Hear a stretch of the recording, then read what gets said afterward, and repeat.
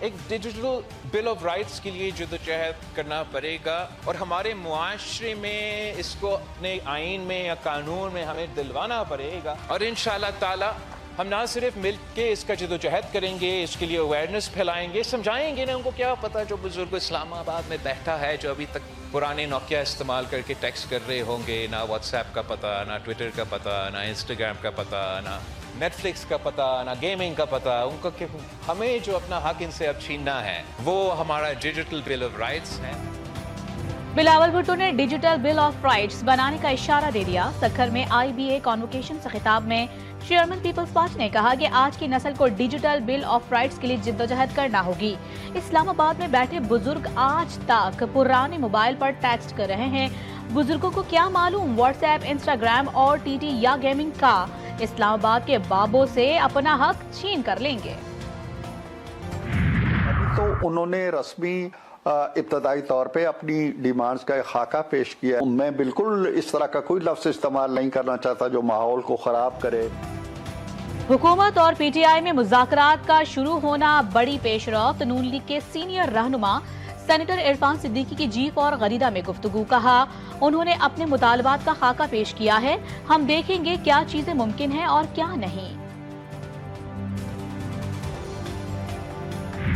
خان صاحب نے کہا ٹھیک ہے، اچھی بات ہے، مذاکرات ہو رہے ہیں، لیکن ایک ٹائم فریم ہونا چاہیے، اس ٹائم فریم کے اندر اس میں کوئی پیش رفت ہونی چاہیے، یہی بہتر ہے۔ نہیں، انٹرنیشنل ہم نے ڈسکس نہیں کیا، البتہ خان صاحب کی ہدایات یہی ہے۔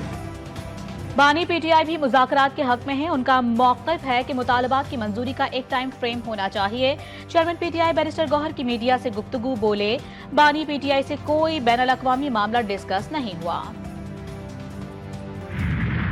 بھارت کے ارمان سازشوں میں بہہ گئے، پاکستان کے موقف کی بڑی فتح۔ ICC نے چیمپئنز ٹرافی کے شیڈول کا اعلان کر دیا، ایونٹ 19 فروری سے 9 مارچ تک کھیلا جائے گا۔ اعلامی کے مطابق افتتاحی میچ نیوزی لینڈ اور پاکستان کے درمیان کراچی میں ہوگا۔ ہائی وولٹیج پاک بھارت ٹاکرا 23 فروری کو نیوٹرل وینیو پر ہوگا۔ چیمپئنز ٹرافی کا فائنل 9 مارچ کو کھیلا جائے گا۔ چیمپئنز ٹرافی کے میچز کراچی، لاہور، راولپنڈی میں ہوں گے۔ چیئرمین PCB نے ایونٹ کے پاکستان میں انعقاد کو بڑی کامیابی قرار دے دیا۔ چیمپئنز ٹرافی میں مودی سرکار کی من مانی، عالمی سطح پر بھارت کی پھر بدنامی۔ برطانوی اخبار کی ICC پر بھی شدید تنقید۔ ٹیلی گراف کے مطابق ایونٹ میں بھارت کو ایڈجسٹ کرنے کے لیے کھیلوں کی سالمیت کو قربان کیا گیا۔ ICC کے ہر ایونٹ میں انڈیا کو فائدہ پہنچایا جاتا ہے۔ بھارت کا پاکستان کو فائنل کرانے سے روکنا مکمل طور پر شرمناک۔ بھارت کو دی گئی رعایت نامناسب کے ساتھ اس کے ٹرافی جیتنے کے امکانات بڑھا رہی ہے۔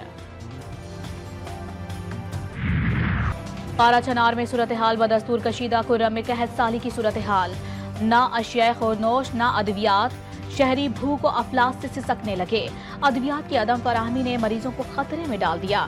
مرکزی سڑک 76ویں روز بھی بند، نوجوانوں کا بندش کے خلاف دھرنا جاری۔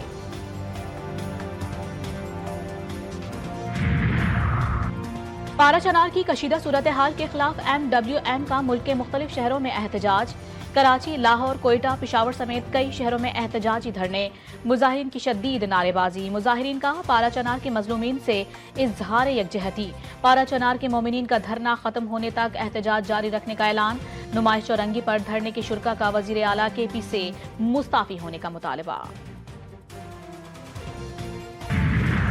سہونی فوج کے 2 اسپتالوں اور طبی مرکز پر حملے، صبح سے جاری وحشیانہ کارروائیوں میں 31 فلسطینی شہید، کئی زخمی۔ دیر البلاح میں امدادی قافلے کو راکٹ حملے کا نشانہ بنایا گیا، قافلے کی حفاظت پر مامور 4 محافظ شہید، 3 زخمی۔